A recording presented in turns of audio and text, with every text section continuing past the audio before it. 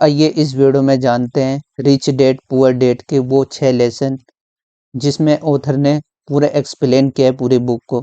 लेकिन मैंने उसे 10 10 पार्ट में डिवाइडेड कर दिया है पूरे बुक को। आइए उसको शुरू से देखते हैं क्या कहना चाहते हैं ऑथर, और रियल लाइफ से कोरिलेट करेंगे। आज के जो रियल लाइफ एग्जाम्पल है उससे कोरिलेट करके ही इसको समझेंगे। तो सबसे पहले बताया है ऑथर ने, the rich don't work for money. सही बात है, अभी पिक्चर से भी देख सकते हैं। रईस आदमी जो भी रिचेस्ट पर्सन है, मनी उनके लिए काम करता है और गरीब पैसे के लिए काम करता है।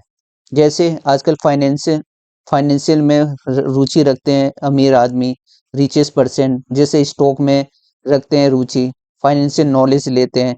जैसे उन्होंने शुरू में बाई पेनी स्टॉक खरीद लिया और उसके कुछ दिनों के बाद जब उसका प्राइस बढ़ा तो उन्हें सेल कर देते हैं। रियल लाइफ का ऑथर ने भी एग्जांपल लिया है, वो रियल लाइफ में रियल इस्टेट प्रॉपर्टी में इन्वेस्ट करते हैं। उसमें एक एग्जांपल और बताया गया है कि अगर कोई व्यक्ति लोन लेता है बैंक से और वो लोन चुका नहीं पाता है तो उसका घर को नीलाम कर दिया जाता है। जब घर नीलाम किया जाता है तो उस समय लो प्राइस पे भी घर मिल जाता है, मतलब प्रॉपर्टी मिल जाती है। और वहां पर जाके ऑथर उसे परचेज कर लेते हैं और फिर उससे उसे रेंट पे लगा देते हैं और रेंट से इनकम आता है। जब प्रॉपर्टी की कीमत बढ़ जाती है तो वहां से उन्हें बेनिफिट मिलता है। तो इस तरीके से रिचेस्ट आदमी पैसे से पैसे बनाते हैं। Don't rich work for money. आइए सेकंड देखते हैं। सेकंड में है कि ये देखिए, keeping money is more than important then making it. ये बात कितना सत्य है। 2011 की बात है, ये सुनील कुमार हैं जिन्होंने कौन बनेगा करोड़पति से 5 करोड़ रुपए जीता था। आज इनकी ऐसी दशा हो गई है कि आज इन्हें बच्चों को पढ़ाना पड़ रहा है और इनके पास फाइनेंशियल नॉलेज ना होने के कारण वो पैसे पूरे डूब गए या उन्होंने खर्च कर दिया। इन्हें फाइनेंशियल नॉलेज लेने चाहिए था।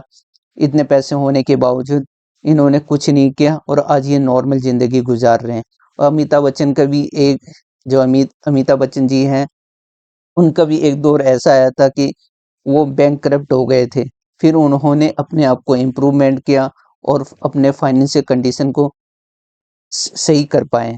आइए तीसरा पॉइंट समझते हैं, माइंड योर बिजनेस। इसका मतलब क्या है? इस बुक में ऑथर ने माइंड योर बिजनेस का मतलब बताया है कि अपने काम से काम रखें। जो फिर एक्स्ट्रा टाइम जो आपके पास बचता है उसमें आप ज़्यादा कुछ करने का सोचें। अब आज के डेट में क्या होता है, गरीब इंसान क्या करता है, जॉब को छोड़ देता है। सबसे पहले तो जॉब को छोड़ देता है और ट्रेडिंग, आजकल स्टॉक मार्केट ट्रेडिंग में बहुत ज़्यादा वो हो रहा है, तो वो ट्रेडिंग में घुस जाते हैं जॉब को छोड़ के, यूट्यूबर बनने लग जाते हैं, यूट्यूब में फील्ड में घुस जाते हैं। ऐसा नहीं करना चाहिए, बल्कि ऐसा करना चाहिए जब आप जिस बिजनेस में या जॉब में हो, पहले वहाँ से ज़्यादा इनकम आपका यूट्यूब से आ रहा हो या ट्रेडिंग से आ रहा हो या इन्वेस्टिंग से आ रहा हो, तब उसके बाद उसे छोड़ सकते हैं और धीरे धीरे ये काम करें।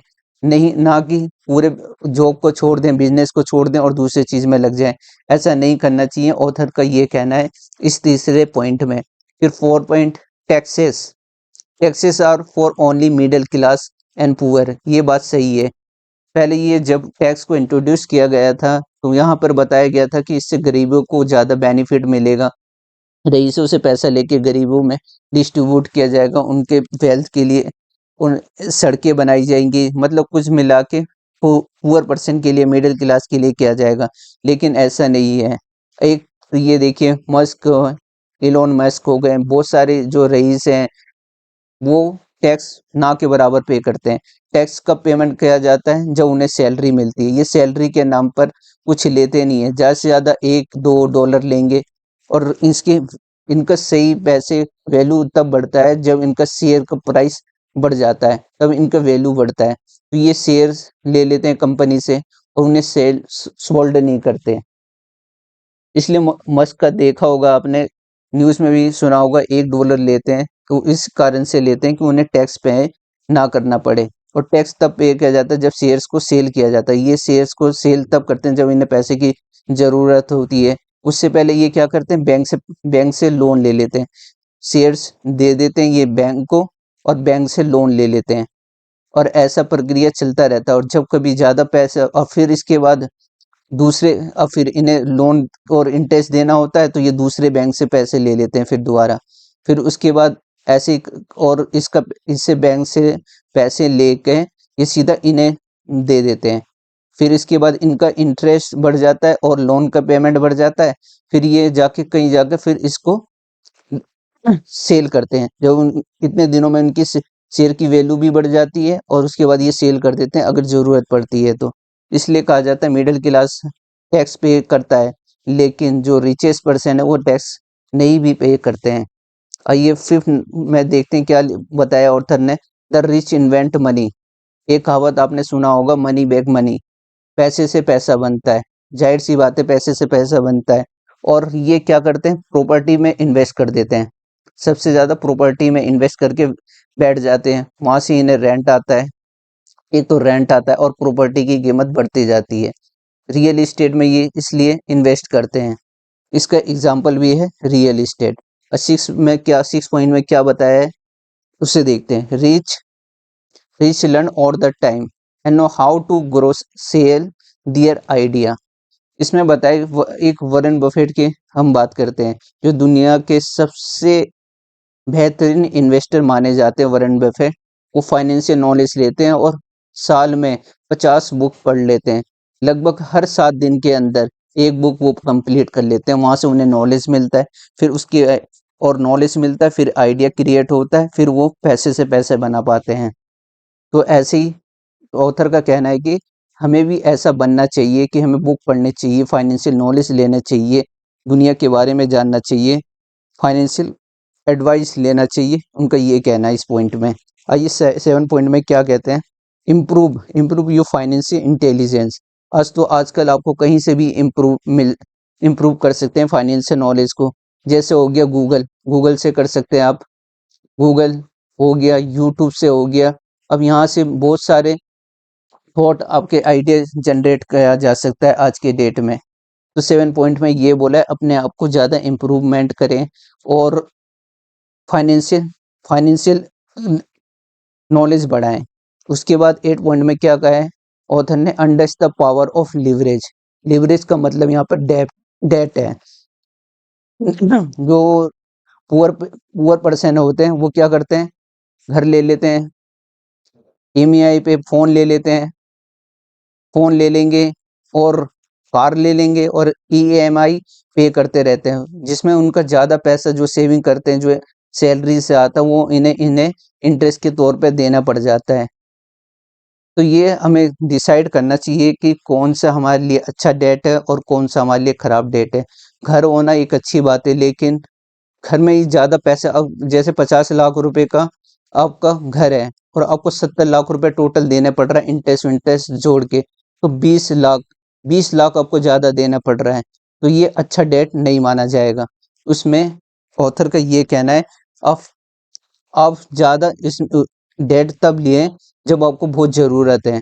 ईएमआई के लिए नहीं, फ़ोन के लिए नहीं, कार के लिए नहीं, घर के लिए नहीं, कोई ज़्यादा क्रूशियल टाइम हो तब लें। इसमें ये बताया गया है 8 पॉइंट में। अब आइए बात करते हैं 9 नंबर की, डोंट बी स्केयर। इसमें बोला है don't be scare to take risk. Risk लेने से डरे ना। जहाँ तक आपकी हिम्मत है वहाँ पर रिस्क लेना चाहिए। अब एलोन मस्क की कहानी सुने, उनका स्पेस एक्स कितनी बार फेल हुआ, लेकिन उन्होंने लास्ट तक उन्हें अपना घर तक बेचना पड़ा, लेकिन उन्होंने रिस्क लिया। इसलिए अगर आपको कन्फर्म मालूम है कि अब इस फील्ड में या किसी भी फील्ड में आप सक्सेस हो सकते हैं तो रिस्क लें। अगर आप ज़्यादा रिस्क नहीं लेना चाहते हैं तो भी चलेगा, लेकिन पहला कदम तो बढ़ाएं, रिस्क थोड़ा लें। और रिस्क से जब कहा जाता है ना, जीता वही है जो हारने से नहीं डरता। कल करे सो आज कर, आज करे सो अब, पल में परलय हो जाएगी, बहुरी करेगा कब।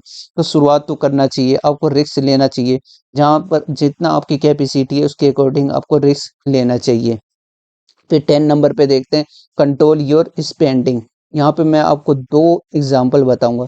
एक तो यहाँ पर है सुनील कुमार के, जो 2011 में 5 करोड़ रुपए जीते थे और वो आज बच्चे को पढ़ाने शुरू कर दिया है। फाइनेंशियल इतना वीक हो गए हैं वो। और दूसरा है ये ढोसा प्लाजा। ढोसा प्लाजा इन्होंने ये आए थे 1992 में और ये उसमें प्लेट धोते थे, मतलब प्लेट धो के काम करते थे। उन्होंने सेविंग किया और सेव करके उन्होंने एक डोसा प्लाजा का आउटलेट खोला। आज 35 आउटलेट है और इनके पास 35 आउटलेट हैं। और यहाँ तक कि इन्होंने न्यूजीलैंड में भी अपना डोसा प्लाजा खोला है और कई सारी वैरायटी के इनके पास डोसा प्लाजा हैं। इन्होंने स्पेंडिंग कम किया, कंट्रोल किया है और सेविंग पे ज़्यादा ध्यान दिया है। उन्होंने 1992 में सेविंग करके जितना भी कमाया था उन्होंने इसमें इन्वेस्ट कर दिया डोसा प्लाजा में, और इनका डोसा प्लाजा चल गया। आज आप न्यूज़ पे पढ़ सकते हैं या गूगल पे सर्च करके इनके बारे में पढ़ सकते हैं। तो इन्होंने कंट्रोल किया अपने स्पेंडिंग को और सेविंग पे ज़्यादा फोकस किया। आजकल लोग सेविंग पे ज़्यादा फोकस नहीं करते हैं। कम से कम 10 या 20% आपको सेव करने के रखना चाहिए। ये ऑथर का कहना है।